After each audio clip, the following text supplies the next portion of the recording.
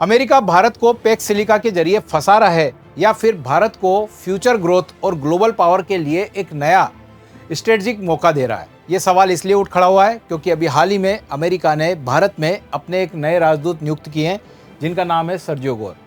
ये काफ़ी heavy weight personality है। ऐसा मैं इसलिए कह रहा हूँ क्योंकि डोनाल्ड ट्रंप साहब का जब राष्ट्रपति चुनाव चल रहा था तो उसकी फंडिंग का पूरा मैनेजमेंट सर्जियो गोर साहब के हाथ में था। राष्ट्रपति चुने गए, डोनाल्ड ट्रंप साहब व्हाइट हाउस पहुंच गए, वहां के स्टाफ सिलेक्शन में भी इनकी महत्वपूर्ण भूमिका थी। तो यहीं से आप अंदाज़ा लगा सकते हो कि सर्जियो गोर एक राजदूत कम बल्कि डोनाल्ड ट्रंप के मैसेंजर ज़्यादा है, और एक ऐसे मैसेंजर जो कि वो मैसेज नहीं देंगे जिसे हम सुनना चाहते हैं, बल्कि ये वो मैसेज देंगे जो वाशिंगटन हमसे करवाना चाहता है।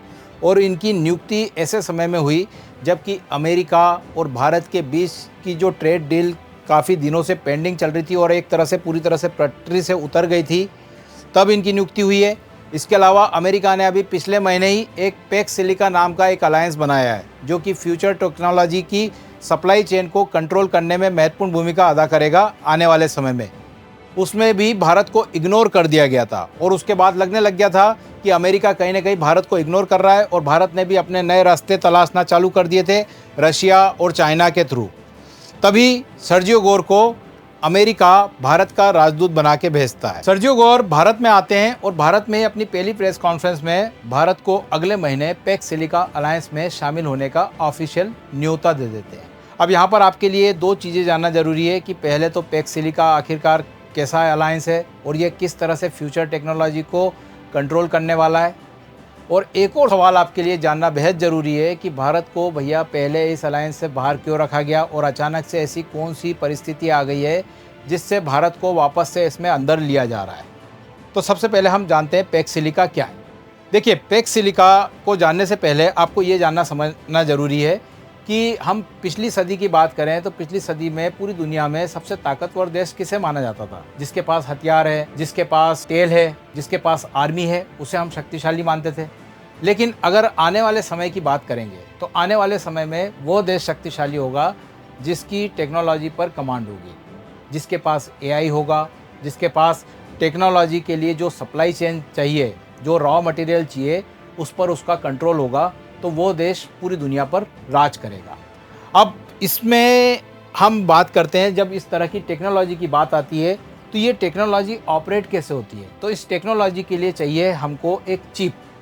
अब इस चिप में भी क्या होता है कि कई सारे ट्रांजिस्टर होते हैं और ये चिप क्या करती है, अरबों खरबों गणनाएं बिना रुके और बिना थके करती है। और एक तरह से जितनी भी हम टेक्नोलॉजी की बात करते हैं, चाहे डिफेंस में चले जाएं, चाहे फिर हम एआई में आ जाएं, चाहे इलेक्ट्रिक व्हीकल में आ जाएं, कहीं भी आ जाएं, तो इस टेक्नोलॉजी का जो ब्रेन है वो ये चिप है। अब इस चिप में भी क्या होता है, एक तो डिज़ाइन का काम होता है और एक मैन्युफैक्चरिंग का काम होता है। लेकिन डिज़ाइन और मैन्युफैक्चरिंग भी तब होता है जब इसके लिए बनाने के लिए प्रॉपर रॉ मटेरियल चाहिए, है ना। उसके लिए रॉ मटेरियल चाहिए। रॉ मटेरियल कहाँ से आएगा? तो रॉ मटेरियल होता है rare earth minerals, critical minerals. जैसे अभी देख रहे हो आप, सिल्वर की डिमांड कैसे बढ़ रही है, अचानक से रेयर अर्थ मिनरल्स की डिमांड बढ़ रही है। तो इसके लिए जो इसका फ्यूल है वो क्या है, ये मिनरल्स। अब इस मिनरल्स की बात करें तो इस मिनरल्स में अगर हम बात करते हैं तो इस पर दबदबा है चाइना का। चाइना के पास अभी 90% रेयर अर्थ मिनरल्स पर कंट्रोल है। अब यहाँ पर कोविड के बाद के समय में अगर हम देखें तो क्या हुआ था कि ये सब जो टेक्नोलॉजी के लिए जो रॉ मिनरल्स चाहिए था वो चाइना की तरफ से आ रहा था। लेकिन चाइना ने क्या करा, अचानक से रेयर अर्थ मिनरल्स पे कई बार एक्सपोर्ट पर उसने अभी रेस्ट्रिक्शन लगाए, जापान को देने से मना कर दिया, अमेरिका पर उसने रेस्ट्रिक्शन लगा दिए।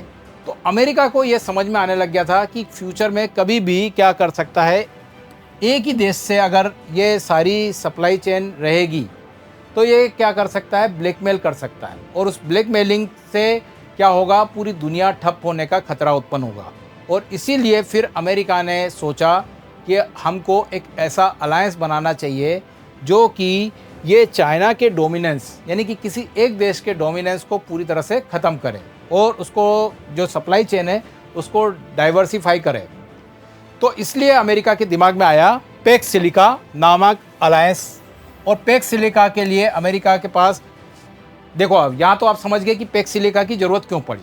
अब अमेरिका क्या सोच रहा था? अमेरिका सोच रहा था भैया कि अगर हम एक अलायंस बना रहे हैं तो हमको सप्लाई चेन के लिए कुछ ऐसे देश चुनना पड़ेंगे जो कि वाकई में कोई डिज़ाइन का काम कर रहा हो, कोई मैन्युफैक्चरिंग का काम कर रहा हो और किसी के पास रॉ मटेरियल हो, तब उसी को तो वो इस अलायंस में चुनेंगे।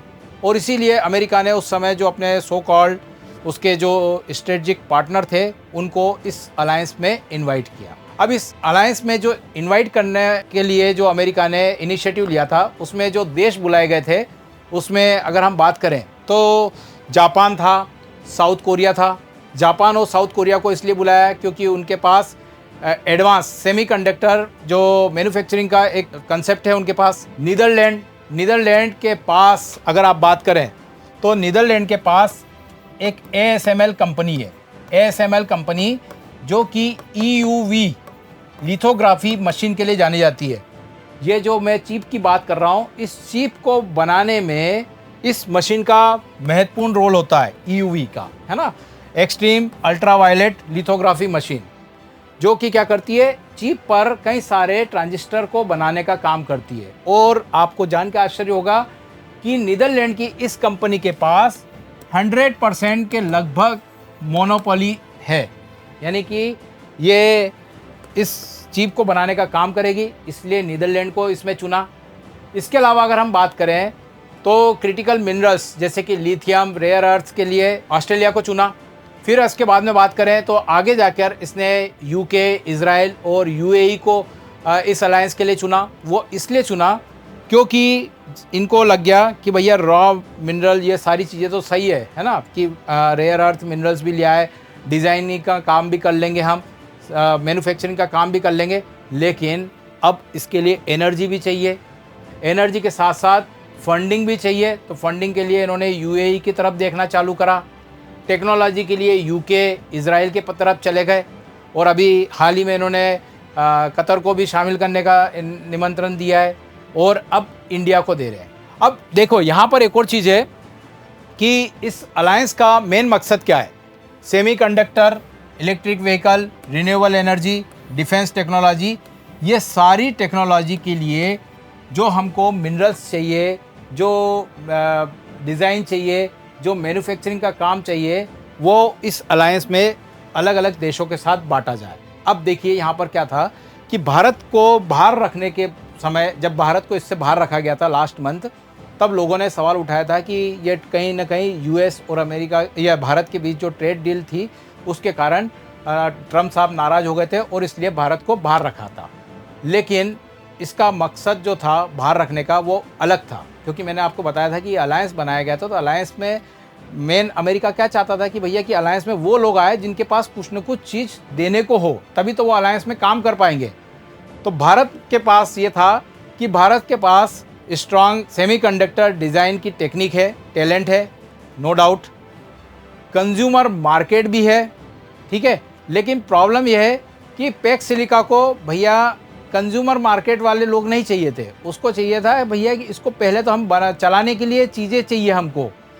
आप रॉ मिनरल देंगे या फिर आप रॉ मटेरियल देंगे या फिर आप टेक्नोलॉजी देंगे या फिर आप फंडिंग देंगे, तो ये सारी चीज़ें इंडिया में उस समय लग रहा था कि मिसिंग है। तो यहाँ पर उस समय जब भारत को बाहर रखा गया था, उसका मकसद ये था कि अमेरिका ने माना था कि पैक्स सिलिका कोई डिमांड ड्रिवन क्लब नहीं है, बल्कि ये एक तरीके का सप्लाई ड्रिवन क्लब है। तो इसका मतलब ये था कि इसमें वही देश आ पाएंगे जिनके पास सप्लाई चेन को देने के लिए कुछ न कुछ होगा।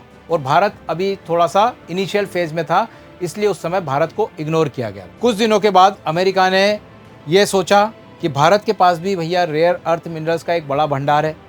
कहीं कहीं रिपोर्ट में भारत को 5वां सबसे बड़े भंडार वाला देश बताया गया, कहीं कहीं तीसरे सबसे बड़े भंडार वाला देश बताया गया। लेकिन यहाँ पर बात ये नहीं है कि रेयर अर्थ मिनरल्स का हमारे यहाँ भंडार कितना है, बात ये महत्वपूर्ण है कि हम प्रोडक्शन केवल 1% ही कर रहे हैं। मैक्सिमम चीज़ें आज भी हम क्या करते हैं, इंपोर्ट करते हैं, और इंपोर्ट भी चाइना से करते हैं, क्लियर। लेकिन यहाँ पर एक बात जान के आश्चर्य होगा कि 1950 में भारत सरकार ने इंडियन रेयर अर्थ लिमिटेड की स्थापना की थी रेयर अर्थ मिनरल्स के माइनिंग के लिए। लेकिन उस समय इस मिनरल की इतनी ज़्यादा डिमांड नहीं थी, तो इसलिए इसने अपना फोकस दूसरी मिनरल्स में रखा और मैक्सिमम मिनरल जो थे इसने इंपोर्ट करना ज़्यादा आसान समझा क्योंकि वो ज़्यादा सस्ता पड़ रहा था। लेकिन इंडियन रेयर अर्थ लिमिटेड ने ही अभी हाल ही में नियोडीमियम ऑक्साइड का प्रोडक्शन बढ़ाना स्टार्ट किया है। नियोडीमियम ऑक्साइड हाई मैग्नेट के प्रोडक्शन बनाने में काम आता है। हाई मैग्नेट आपको मालूम होगा कि जो मैंने टेक्नोलॉजी की बात करी, एडवांस टेक्नोलॉजी, उसमें ये मैग्नेट यूज़ होता है और उस मैग्नेट के लिए जो मटेरियल चाहिए वो नियोडीमियम ऑक्साइड ये प्रोवाइड करा रहा है इंडियन रेयर अर्थ लिमिटेड। तो कुछ हद तक जो डोनाल्ड ट्रंप साहब को अपनी सप्लाई चेन में चाहिए था वो यहाँ से मिल रहा है, आगे मिलने की आशंका है। इसलिए उन्होंने भारत को इनवाइट करना ज़रूरी समझा। आपको मालूम होगा वेनेजुएला में भी अभी अमेरिका ने अटैक किया, तो उसका मेन कारण क्या था? अब वेनेजुएला अभी कोई तेल का प्रोडक्शन तो कर नहीं रहा ज़्यादा, लेकिन उसके पास भंडार है, तो भैया फ्यूचर में कभी ना कभी तो तेल का प्रोडक्शन करेगा। तो इसलिए उस आशा से उसने वेनेजुएला पे कब्जा करने का सोचा। अब अमेरिका चाह रहा है कि भैया पैक्स सिलिका में भारत शामिल हो जाए, लेकिन भारत के लिए भी यहाँ पर आगे कुआं पीछे खाई वाली कहावत आ रही है कि एक तरफ तो अमेरिका के साथ जाएगा तो अमेरिका के ट्रैप में फंसेगा, अमेरिका कहीं ना कहीं डोमिनेट करेगा। आपको मालूम होगा कि अमेरिका ने अभी पिछले कुछ दिनों से पाकिस्तान में भी अपना इन्वेस्टमेंट बढ़ा दिया है। पाकिस्तान में अभी उसने F-16 फाइटर प्लेन के अपग्रेडेशन को मंजूरी दी है। तो ये एक समस्या है कि पाकिस्तान को अगर सपोर्ट करेगा तो वो हमारे लिए एक तरीके से बड़ी विचलित करने वाली स्थिति बन जाएगी।